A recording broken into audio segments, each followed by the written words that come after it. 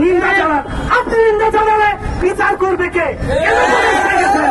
আপনাকে যে কাজের জন্য বসানো হয়েছে ওই কাজ করেন আপনি।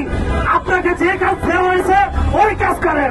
বংশং সাইরা এই পুলিশ সেনাবাহিনীর ভিতরে সংস্কার করেন, ওরকমের লম্বে সংস্কার করেন, তারপর নির্বাচনের কথা চিন্তা করেন। আপনি নির্বাচন দিবেন এই পুলিশ দিয়ে, এই শেখ হাসিনা দিয়ে। আবার আপনি কি করতেছেন? চাপাকে শেল্টার দিচ্ছেন। আওয়ামী লীগের ভিটিম হিসাবে চাপাকে শেল্টার দিয়ে আপনি লাইনে আনতেছেন, তাই না? আওয়ামী লীগকে প্রতিস্থাপন করার জন্য আসিফ নজরুল স্যার স্বরাষ্ট্র উপদেষ্টা, আমরা মুসলিম গণ অধিকার পরিষদ থেকে বলবো RICL TMX, যুগের পর যুগ স্থাপনা থাকে মজবুত। অনর্বিত অবলম্বে যারা এই আক্রমণে নেতৃত্ব দিয়েছে তাদেরকে গ্রেফতার করেন। দূষররা আমাদের উপর হামলা করে আর প্রশাসন নির্বিকার হিসেবে তাদেরকে রক্ষা করে যায়, এটা অত্যন্ত দুঃখজনক। আমরা এই বাংলার মাটিতে আওয়ামী লীগের কোন দূষরকে দাঁড়াতে দেব না।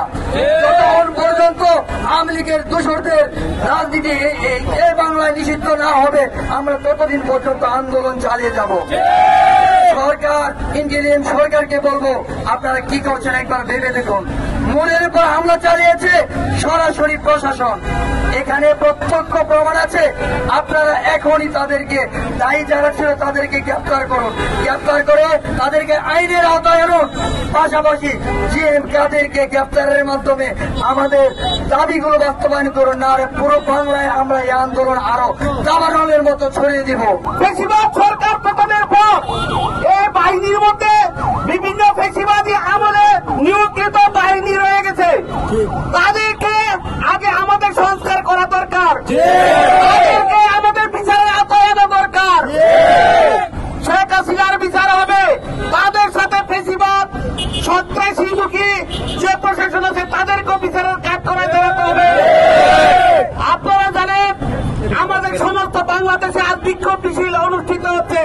আমাদের নরসিংদী গণ অধিকার পরিষদ এই বিক্ষোভ মিছিল আজ অনুষ্ঠিত হলো আপনাদের সামনে। আমরা দায়িত্বহীন কণ্ঠে বলতে চাই, বাংলার মাটিতে কোনো ফেসিবাদকে আমরা ঠাঁই দিব না।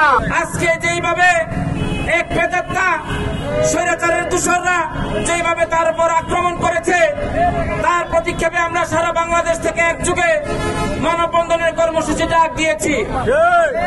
আমরা যদি দেখি এই সমস্ত প্রশাসনের লোকেরা এখনো প্রেতাত্মার মধ্যে ইন্ডিয়া প্র্যাকটিশনে তারা এখনো আমাদের উপরে দমন পীড়নের কাজ শুরু করেছে।